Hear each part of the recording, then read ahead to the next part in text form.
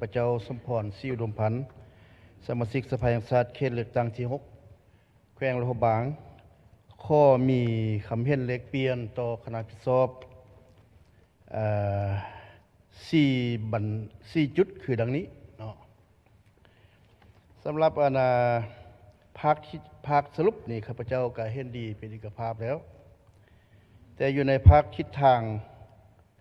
แผนการนี้ข้าพเจ้าอยากมีคำเห็นจุดที่หนึ่งนี่แม่นอยากเสนอให้เบิ่งคืนการกำหนดท่าแห่งบ่มซอนทางด้านเศรษฐกิจของประเทศเราอยู่ในแผนพัฒนาตัวนี้นี่ได้กำหนดท่าแห่งบ่มซอนนั้นได้เอาคะแนนขุดค้นและปรุงแต่งเฮธาตุนี่เป็นคะแนนเศรษฐกิจปลายแหลมอันดับ3เนาะอันดับ3แต่ข้าพเจ้าอยากเสนอให้คนครัวจังซี่ถ้าพวกเฮากำหนดการขุดค้นเฮธาตุปรุงแต่งเฮธาตุนี่อยู่ในอันดับที่3นี่มันจะบ่เฮ็ดให้พวกเฮามีความยืนยงเนาะการขุดค้นเฮธาตุนี่ขุดแล้วก็หมดไปเลยบ่สามารถที่เปลี่ยนพื้นฐานให้แก่เศรษฐกิจนี้ต่อไปในอนาคตเนาะฉะนั้นข้าพเจ้าคิดว่าพวกเราควรกำหนดเกี่ยวกับคะแนนผลิตกสิกรรมและปรุงแต่งผลิตภัณฑ์กสิกรรมนี่เป็นบุริมสิทธิ์อันดับ1เนาะตัวนี้นี่มันติดพันกับการพันขยายมติ04ของกรมการเมืองนี้เกี่ยวกับเศรษฐกิจเอกราชเป็นเจ้าตนเองเนาะแล้วก็มันติดพันกับปากท้องของพนักงานทหารตำรวจและประชาชนบรรดาเผ่าถ้าพวกเราเอาคะแนนนี้นี่เป็นปลายแหลมนี่พวกเราจะได้วางนโยบายพัฒนาคะแนนอันนี้เนี่ยให้มันดีขึ้นแล้วมันก็จะเป็นพื้นฐานให้แก่เศรษฐกิจพวกเราในอนาคตถ้าเอาเฮธาตุมันมืดเฮธาตุได้จะเฮ็ดได้บัดนี้เนาะอันนั้นมันปัญหาที่1ที่ข้าพเจ้าอยากประกอบความเห็นปัญหาที่2นี้เกี่ยวกับแผนเวียกจุดซุ่มในคะแนนพลังงานไฟฟ้าและน้ำมันเชื้อไฟอยู่ในนี้นี่ทิศทางที่ได้กำหนดอยู่ใน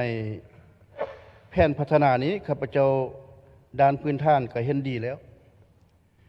แต่อยากให้กำหนดแผนเวียกหนึ่งที่สำคัญซึ่ง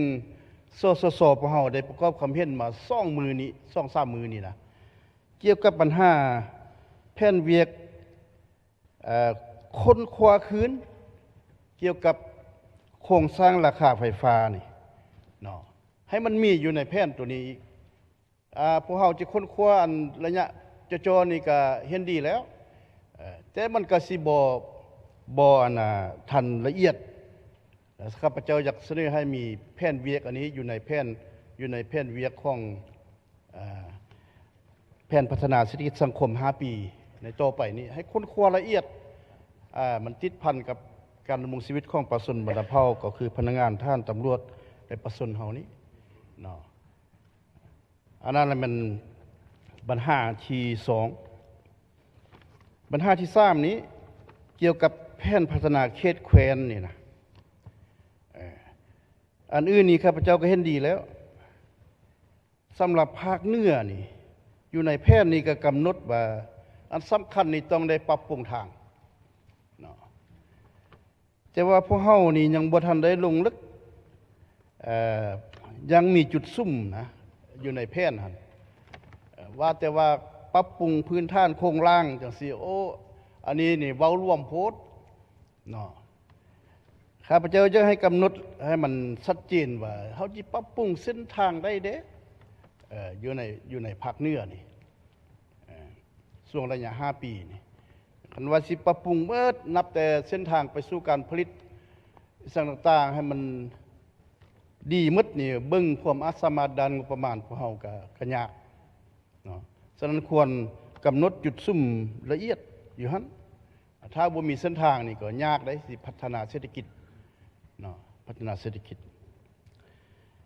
ปัญหาที่4ปัญหาสุดท้ายนี้อยู่ในมาตรการจัดตั้งปฏิบัติแผนพัฒนาเศรษฐกิจสังคมฉบับนี้ก็มีหลายมาตรการข้าพเจ้าก็เห็นดีเป็นเอกภาพแต่ว่าอยากให้เบิ่งคืนกำหนดตื้มได้บ่เกี่ยวกับมาตรการด้านการเงินหรือว่ามาตรการด้านงบประมาณถึงว่าพวกเราจะมีแผนเวียกแผนคนดีปานใดก็ตามถ้าบ่มีเงินเฮ็ดก็ยากซุมื้อนี้พวกเราแล้วมันอยู่ในสภาพอยู่บนว่ามีกงจักรมีเวียกเนาะมีคนแต่ว่าเงินน้อยเนาะคันเงินน้อยจังซี่นี่ก็ยากเด้พวกเฮาก็จมแต่ปัญหาเรื่องเงินนี่แหละสิไปเวียกสิได้ก็บ่ได้ไปคันบ่มีโครงการช่วยเหลือของสากลนี่เวียกพวกเฮาก็เฮ็ดบ่ทันบ่ได้หลายฉะนั้นพวกเฮาต้องได้ซุ่มทุนหอนตื้มข้าพเจ้าคิดได้เนาะฉะนั้นบริมาตรได้ต้องได้กำหนดอยู่นี่ว่าต้องได้ค้นคว้าสนองงบประมาณให้แต่ละคะแนนการนี้ด้วยความจำเป็นแท้ๆเนาะสมมุตินี้ละมันเวียกหลายเงินน้อยไปเฮ็ดก็เฮ็ดโดยความยุ่งยาก